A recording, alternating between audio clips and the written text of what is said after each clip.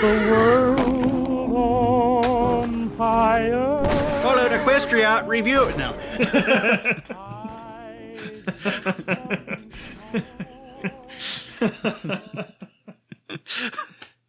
Welcome to this week's episode of the Foally of Man. We already did the singing thing. You guys missed out on that. Too bad. You were late.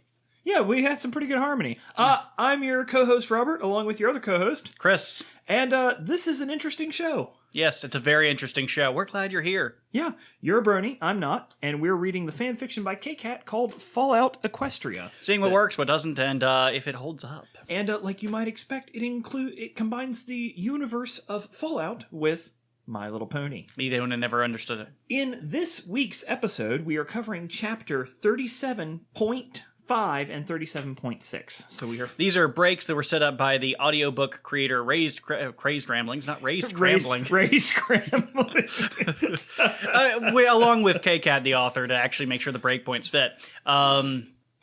But they're usually broken up into 6 parts. We're going to combine 5 and 6 at the request of kkat because 6 is kind of short. It's a little stub. Yeah. So rather than do it all by itself and rather than lump it in with a much larger chapter later. I would say nothing happens in 6, but a lot happens in 6. Yeah, it's just... a lot of bad things happen in 6.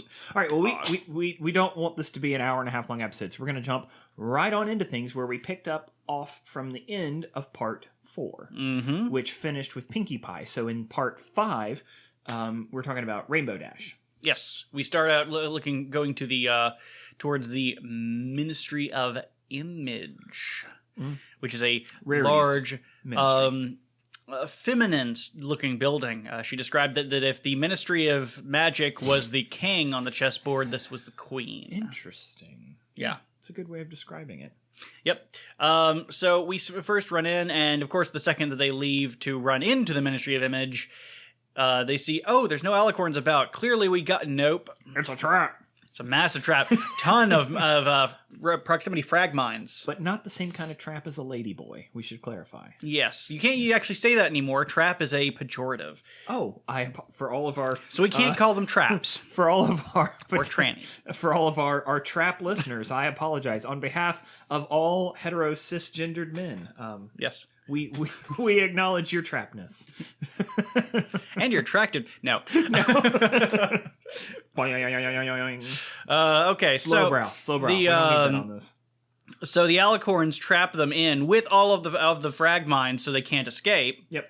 Because they realize that Little Pip is going to levitate them away. So Little Pip turns on a broadcaster to cause them all to drop the shield and very quickly push the mines out before they can, be turned into... butter. And now we understand the powers of the broadcaster. Yes. It can be used as a weapon. Yes, just, like sex. A very bad weapon that hurts you every time. Yeah. It's like sex? Yeah, just like sex. Using sex as a weapon. I Traps know all about using sex as a weapon. Flagged. All right. Once we get inside the building, we're welcomed by a pile of Steel Ranger corpses. Oh yeah, and not old Steel Ranger corpses either. Not from before this happened. Kind of fresh. Kind of fresh. Clearly a contingent from Elder Cottage Cheese before he went to be the whole... Yeah. That's being brain dead if you didn't understand. Yeah. So you have to realize there are some people who just listen to this and don't see the video portion. Which is a shame because Chris and I are quite handsome. Well, I mean... Well, Chris is handsome. Okay, so... they don't exactly know what's going on, but they realize it's probably a bad idea. They need to go through the building, and they're trying to find their way to where the Black Book is. They realize it's in Rarity's office that's going to be on the top floor, but when they enter...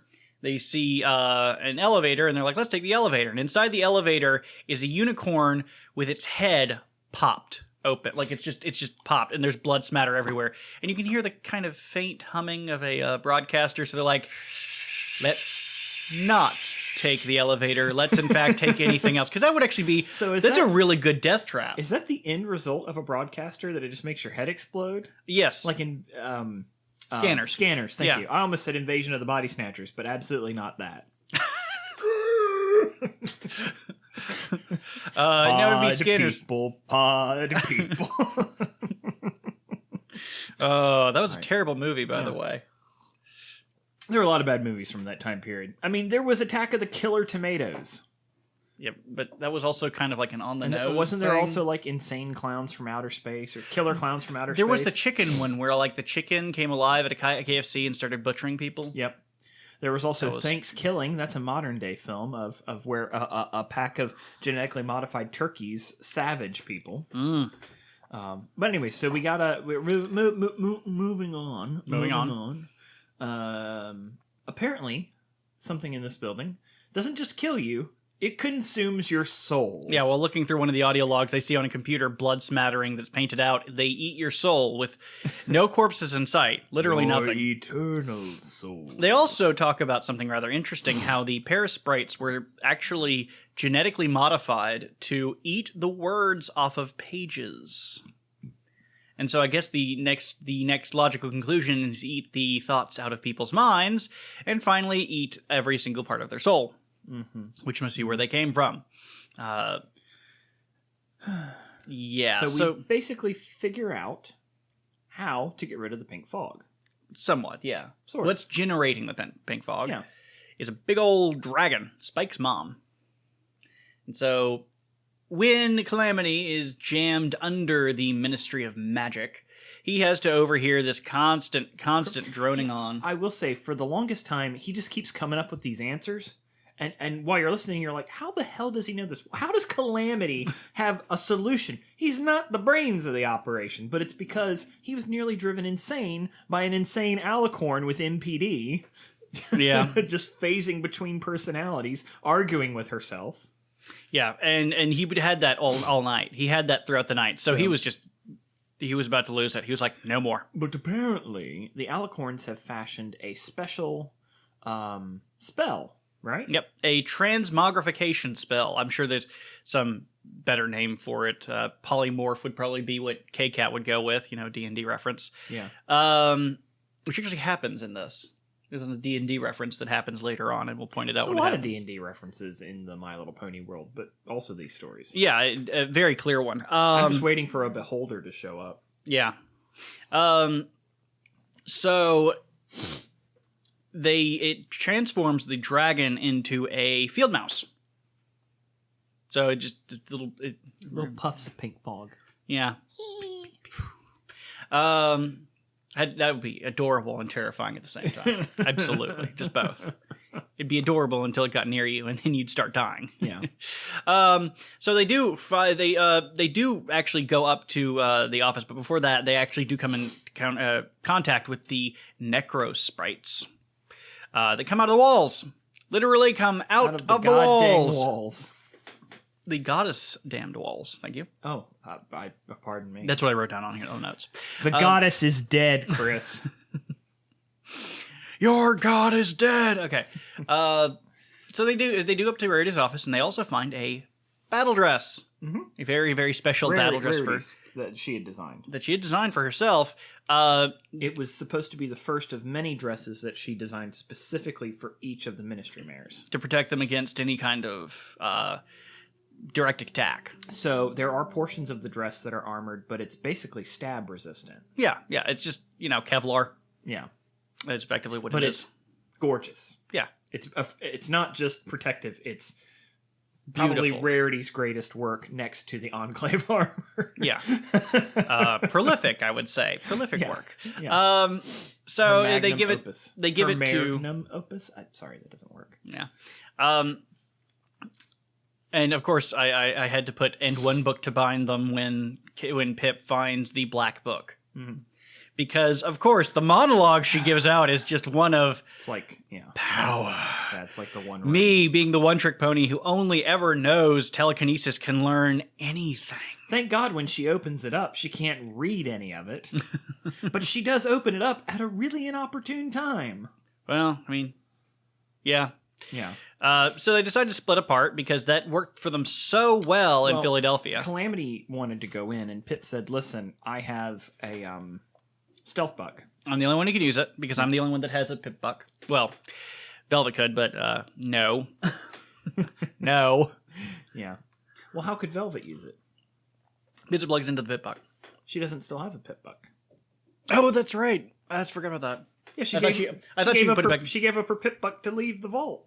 I thought she put it back on.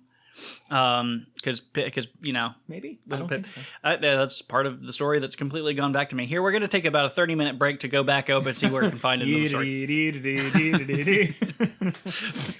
So anyway, Pip's really the only one who can go in and take care of it. So they decide to split up. Like I said, good idea, just like Philadelphia. And the next cut is when we are in the throne room. She doesn't see the bodies of the goddesses, but she does see the decaying, the stained glass and the pretty much the necrotic landscape inside. Yeah, it's just everything's falling apart. Terrifying to look at. Pink fog is destroying things. Oh yeah, it destroys things at an accelerated rate. However, she is being sensed, but not her. The alicorns describe that they can feel that the room is cold. And she describes that holding the book in her magic feels cold. Yes, like a heat sink. Yeah. Also because it's evil. Yeah, it's pretty damned evil. Evil.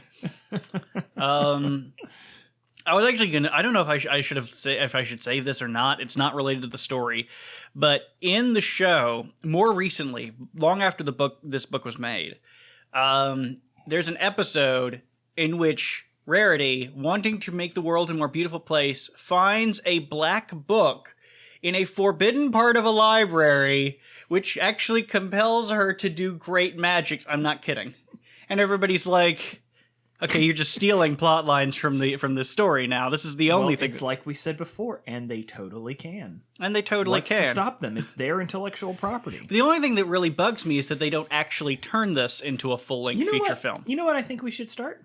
I think we should start a petition to get kkat as a show writer. Oh boy. Unless she already is. Wouldn't that be the greatest reveal? I would actually have to ask you, what the hell have you been doing? It's really gone off the rails. Or so I've been told. Or so he's been told. He actually still hasn't watched any of it. He just listens to he listens to me kvetch, kvetch, kvetch. I saw the communism episode. He did see the communism episode. And you've sent me a couple songs. Yes. My name is Pinkie Pie. Hello. Okay. So, moving on. Pip actually does make it to Luna's quarters. Well, we should say the alicorns are mentioning a character by the name of Nightseer. Nightseer, yes. Who's apparently their leader amongst this group of alicorns. Yeah. So she makes her way. She did find the Luna's private quarters and finds a lock on it, gets in, and the very second that she opens the door, it is just absolutely filled to the brim with pink fog. Yeah. And as it's pouring out, she knows that the trigger to the gala is in that room. But she doesn't know how to get in. So she doesn't know how to clear it out. So she just runs straight into it, as stupid as that sounds. Because she's got healing potions. Why not brute force the puzzle? This actually reminds me, I did a campaign with somebody, and his whole thing was he had a room. It was like the not the Quest for the Holy Grail. What was it called? Last Crusade, I think it was, with all the Holy Grails, and you had to choose which one's the right one. And pretty much the guy put me in a room with that and says, you have to pick the right one. You have to pick the correct one. And so I was like, I kept going through the puzzle, and I was like, wait, hold on. I have this many healing supplies. There's only this many goblets.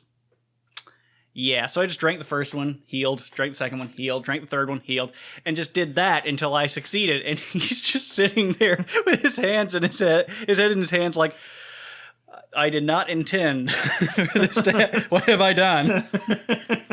You're pouring the healing potion in the goblet. I am brute forcing the trap. I am brute forcing the puzzle, so that's how it's going to work now. But you also ran out of healing potions. I did. It did screw me over later.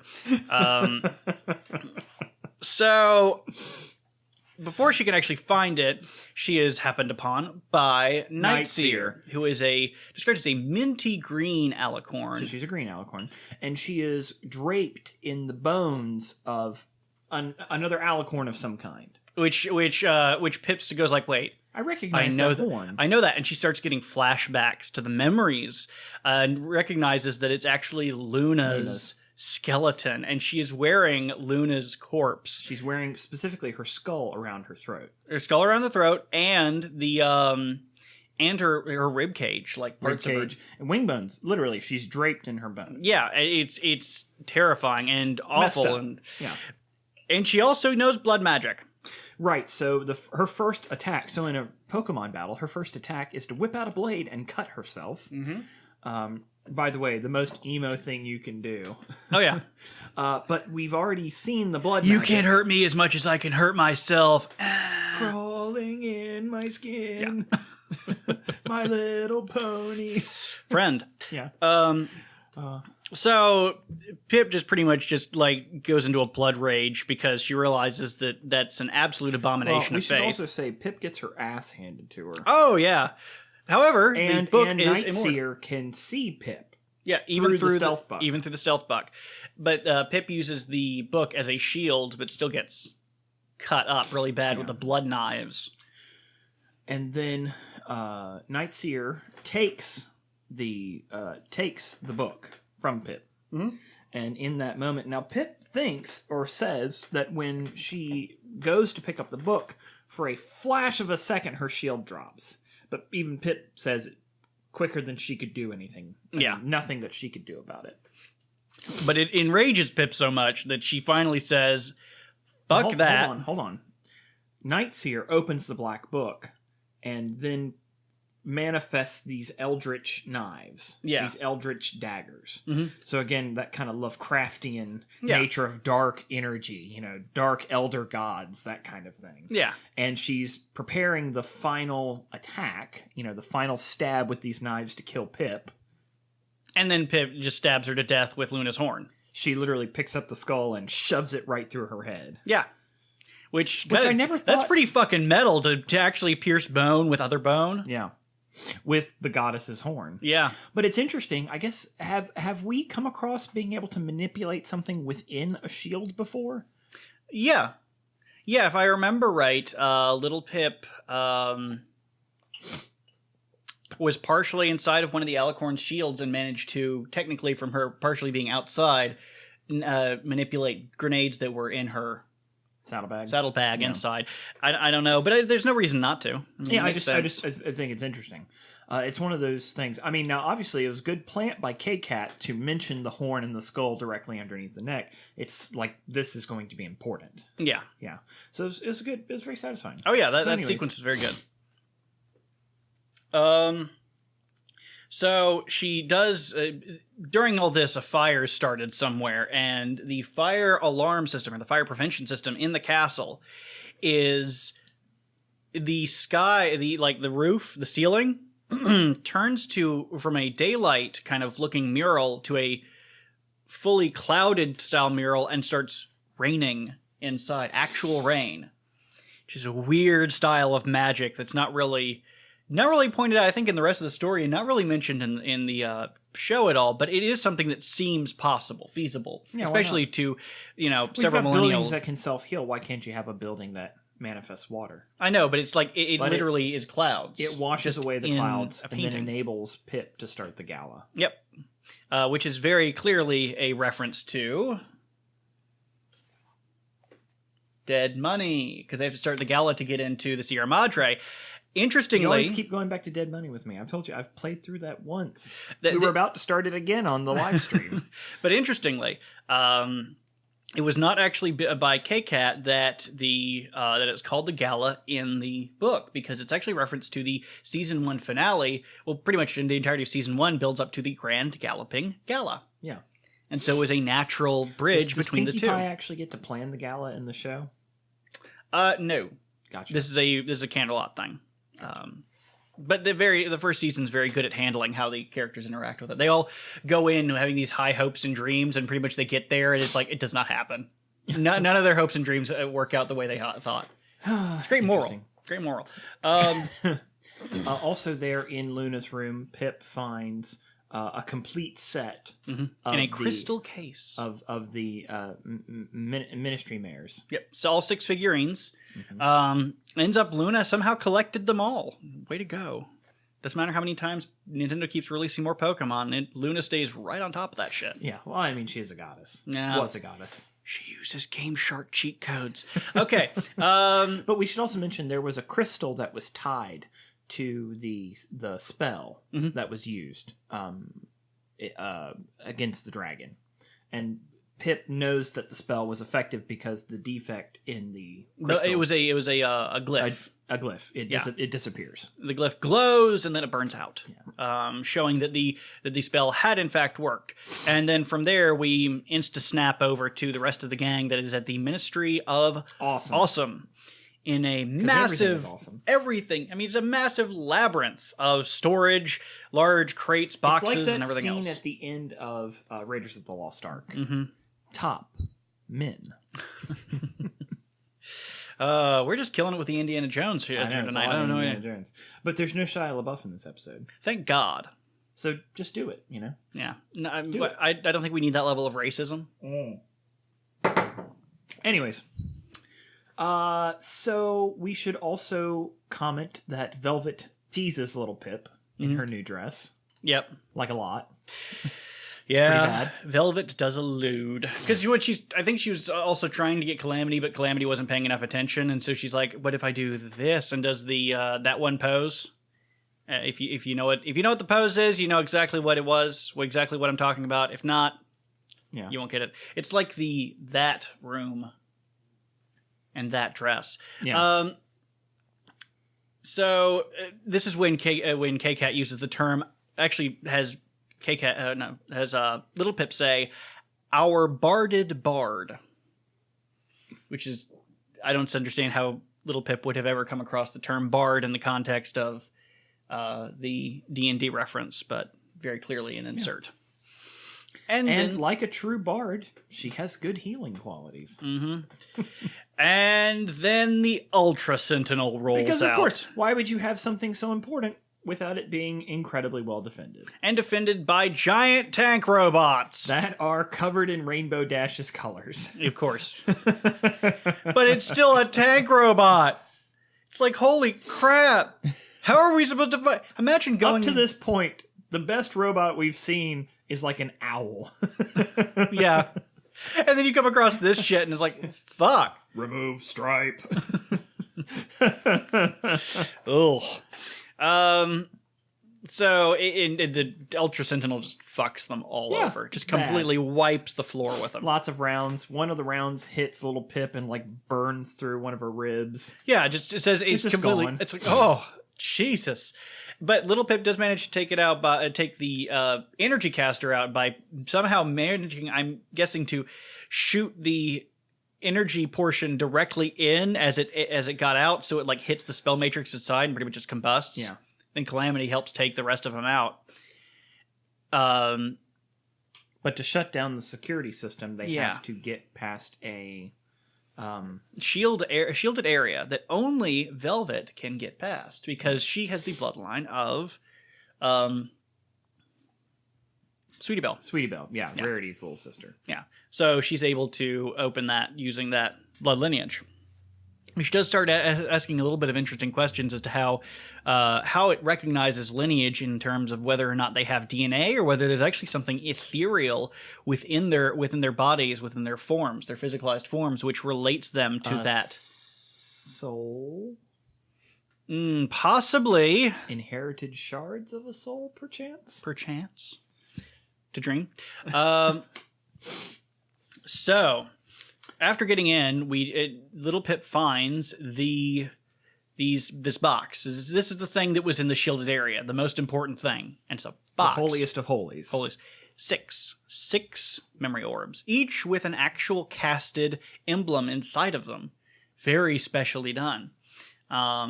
And the first one we start with is the lightning orb. Mm-hmm.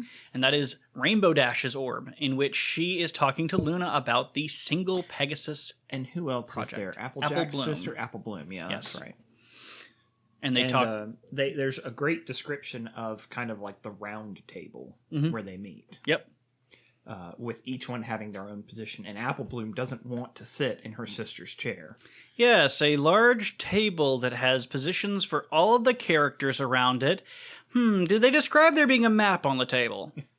Because if they did, good job. kkat created something else from the show before the show had it. Once again... You're getting a little Alex Jones on us with these My Little Pony conspiracy. They're turning the theories. friggin' ponies gay. Well, they were always the fans were always considering them gay anyway. So I mean, Well, there weren't any cults until what, later in the show? there were very few early on. Wasn't there like a debate like there should be some more males here?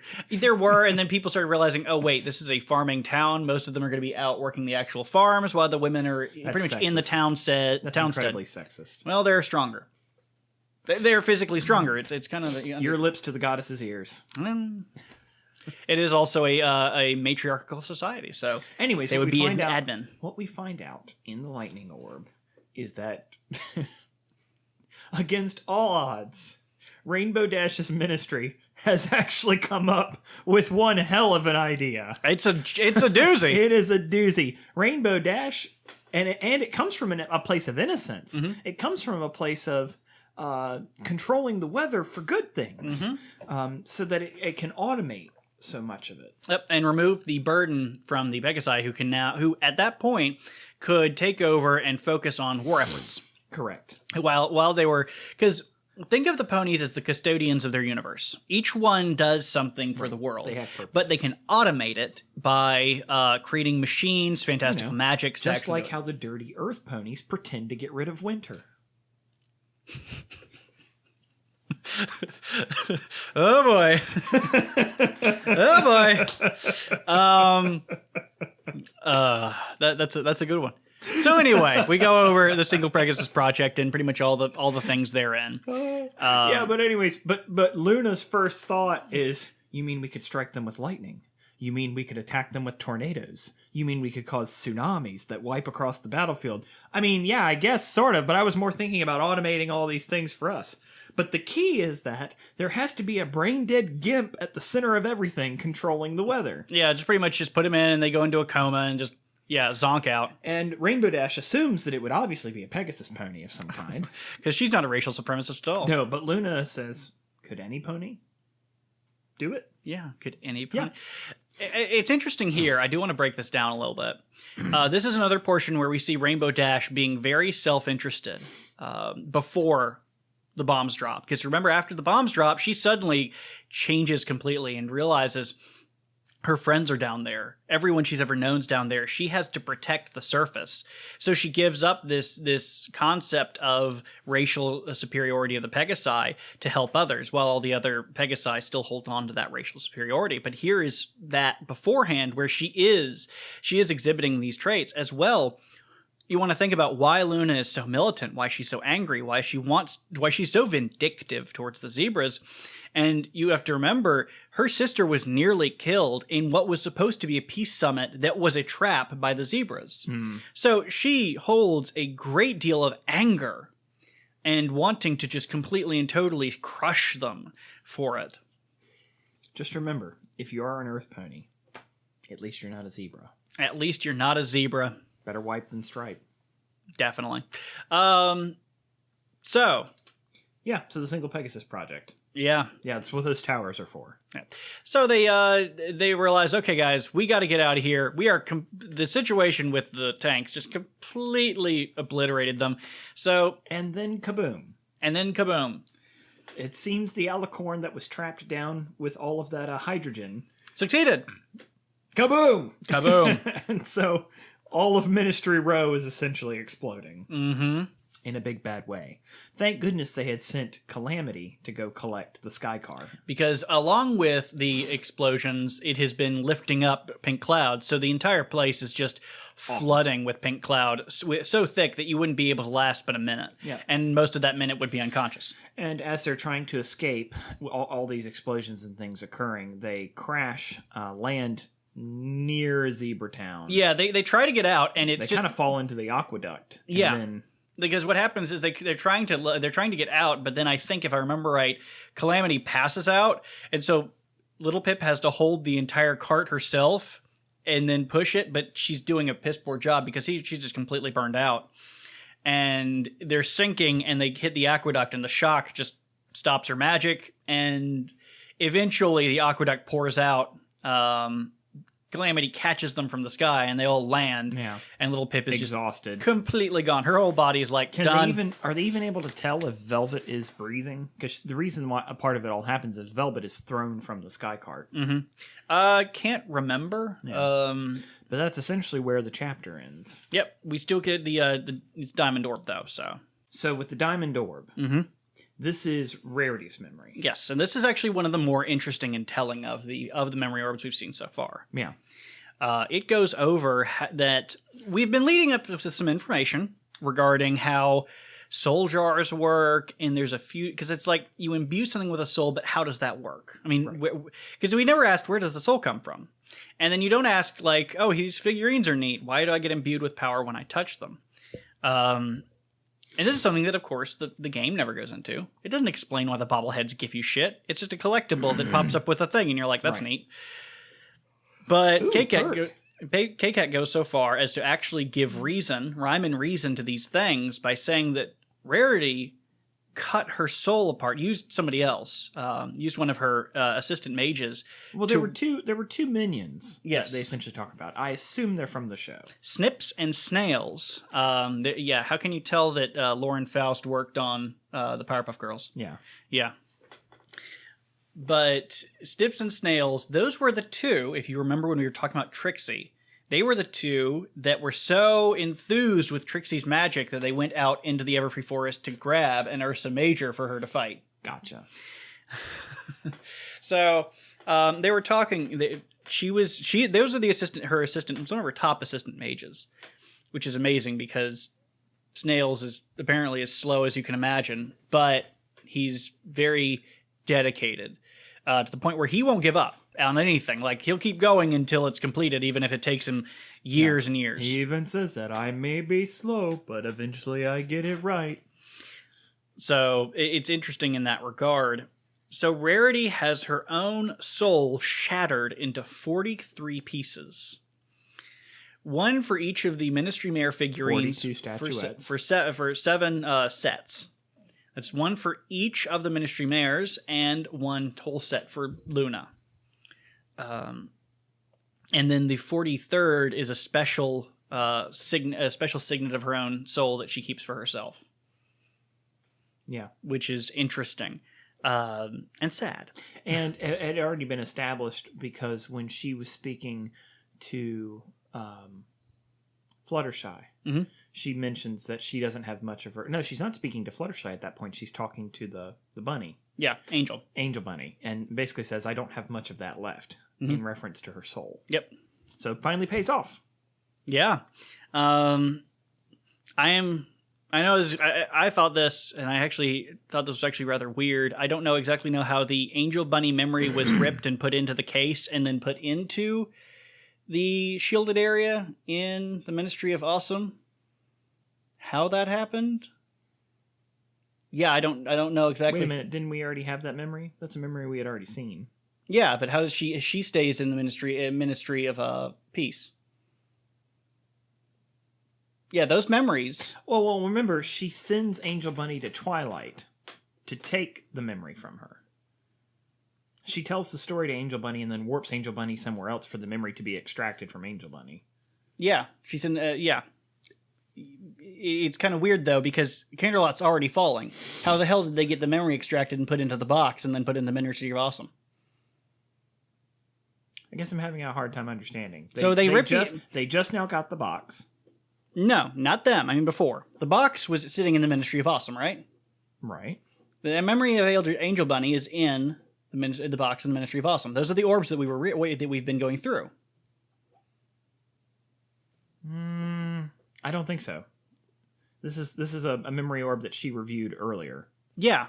These orbs that we've been going through, the lightning orb, the diamond orb, the heart orb, those are each of the orbs that are in that case. Then I don't know what to tell you. That's what I'm thinking. I'm like, I may have just found a plot hole. I didn't think about it before, but I think I just found a plot hole. I don't know. I could be very wrong, but I think that's actually... I don't realize how that works. There might have been some magical method to imprint onto those at Rarity's whim. I don't know. Well, anyways. So, questions. Yep. As he leans forward to pull up the questions. Wasson, I think it's Wasson, asks, if the main group of adventurers got into an all versus all battle, who would win and how? Interesting. That's kind of like a rock, paper, scissors thing, I'm going to be honest, because each of the main companions has a strength and a weakness. I mean, like, think about... I have an opinion. Think about Steelhooves and Zenith. Zenith would lose. Zenith would lose very badly, because Steelhooves would be willing to kill himself to destroy Zenith. I think Steelhooves would kill them all. I would think that, but Steelhooves has very little against Calamity. I mean, Calamity can fly, but Steelhooves can shoot him out of the air. If he can hit him. He has missiles. He has missiles, but... Heat-seeking missiles. But Calamity has the magical, superpowered anti-armor rifle. And speed. So by the time that Steelhooves could turn around, Calamity could kill him. The thing is, it's like rock, paper, scissors, because it's like, well, almost anyone could kill Velvet Remedy, but Velvet Remedy could very easily stop... Steelhooves is known for killing alicorns. I think he can handle a Pegasus without any magical abilities. Maybe that'd be interesting. My money's on Steelhooves. It's definitely a speed. It's definitely a speed thing. It's one of those things where it depends on who starts it first. We already know Little Pip couldn't take out Calamity. But yeah, she'd have a very poor time of it. And I know the argument is like, well, that was early on. She didn't have all of her buffs and weapons and stuff. No. She's probably not going to be that great at hitting a flying target anyway. I mean, the stats will help to a certain extent, but there's no telling. Velvet Remedy against Calamity and Little Pip would definitely use her natural... Anesthetizing spell. Not only the anesthetizing spell, what she would start out with is she would start out trying to woo them. And she would try to say, look, I'm sorry, I didn't mean to do this. I guess we're talking about all-out combat. This is a melee free-for-all. Actually, this says all versus all, not one-on-one. Yeah. God, I don't think anybody would win. The other question I have is that, does Velvet Remedy's spell work on Steel Rangers? Because she doesn't actually make contact with I feel like skin. she's used him on Steel Rangers before. I don't remember that happening, because I'm pretty sure her thing has to touch their skin. I don't know. Not to mention he's a ghoul. So yeah, true. I don't know how the anesthetizing spell would work on a ghoul. And the ghoul would actually be the more interesting part for me than the Steel Rangers. They're not technically living. Yeah. So it's like a big question mark. Yeah. Who knows? Everyone would die. So there you go. That's how. Omega asks. Actually, wait a minute. They said main group of adventurers. Could we throw Spike in there? I guess he's not really part of the main group. No. But if Spike was involved, my money's on Spike. Yeah. Yeah, the 200-year-old dragon. That'd do it. Omega, will you play The Ashes of Equestria when it finally comes out? Yes. If it ever comes out. Yeah. Yeah. Questions in the air now that one person passed away who was in their thing. I'm really hoping that they do continue it, because I feel it would be disingenuous to the person's memory for them to be like, well, we're just going to cancel all the projects he was involved in because he's not here anymore. It's like, no, that's counter. No, you keep going. You do it because of him, not. I don't know. Agent MLP 412 says, "Have you read Pink Eyes?" I have. He has not. Mm-hmm. Did you do 25.5, 20.5, and have both you actually finished the books? Just asking. He has not finished the book. I finished the book. We have not done 20.5, not 25.5, because that doesn't exist.